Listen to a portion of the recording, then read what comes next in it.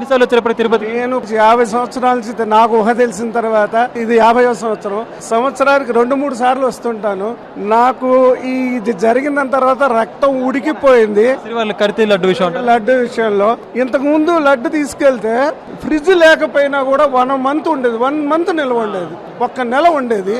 1 నెల పాటు ఆ ఫ్రిడ్జ్ లో పెట్టకపోయినా ఉండేది. గత కొంతకాలంగా నేను రెగ్యులర్ గా వస్తున్నాను కాబట్టి ఖచ్చితంగా చెప్పగలను, గత 5 సంవత్సరాలుగా లడ్డు అసలు తీసుకెళ్తే ఎవరికైనా ఇద్దామంటే కూడా అది 2-3 ఇక్కడ తీసుకెళ్లిన తర్వాత 3 రోజులకో 4 రోజులకో ఇంటికి వెళ్తాము. అప్పటికే పాడైపోయినట్టుగా అనిపించి వెంటనే ఇచ్చినా కూడా పాపం వాళ్ళు కూడా ఏమిటి ఇలా ఉందనేటువంటి పరిస్థితి.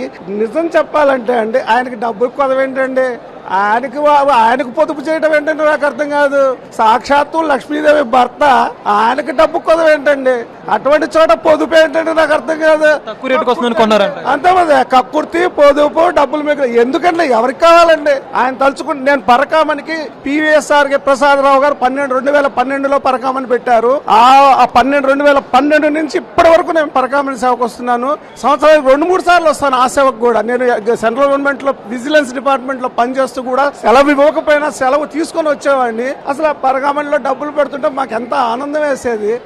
ఆయనకు డబ్బులు కొదవ ఏంటండి, డబ్బులు కోసం కక్కుర్తి పడ్డామంటే ఏంటో నాకు అర్థం కాదు. కేజీ 370 370 కాదు, కొన్ని 3000 అమ్మినా సరే ఏదైతే ఫ్రెష్ గా ఉందో, ఏదైతే జనాలకి ఏదైతే ఆస్వాదిస్తున్నా.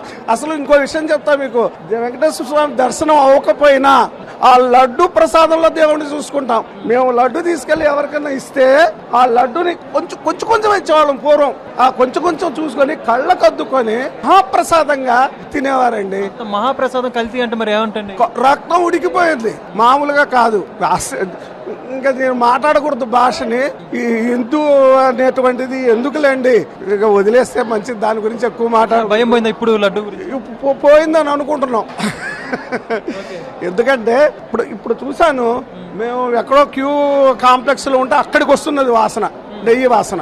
ఎక్కడో వైకుంఠం కాంప్లెక్స్ లోకి వస్తున్నది వాసన. దాన్ని బట్టే మార్పు వచ్చిందని అనుకుంటున్నాం. అన్నదానంలో తేడా వచ్చింది మరి? అన్నదానం నేను పొద్దున ప్రసాదం తిన్నాను. ఇంతకు ముందు ఒక 5 సంవత్సరాల్లో మాకు ప్రసాదం కాదు కదా, వారు కాదు, నిజం చెప్తున్నా. అటువంటిది ఇవాళ మేము రాగానే ప్రసాదం తీసుకొని తిన్నా.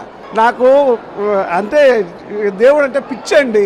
నాకే కాదు, కొన్ని కోట్ల మందికి పిచ్చి ఆయన అంటే. అవకాశం వస్తే ఇక్కడ చచ్చిపోతాం మేము. ఇక్కడ ఒక రాయిలా పుట్టినా, ఒక చెట్టులో పుట్టినా, ఆ చివరికి ఇక్కడికి వచ్చి చచ్చిపోయినా చాలు, అటువంటి భావన ఉంటది మాకు దేవుడు అంటే. దేవదేవుడు అండి ఆయన. చేతులు వణుకుతున్నాయి మాట్లాడాలంటే. ఇప్పుడైతే సదుపాయాలు బాగుపడ్డాయి కదా.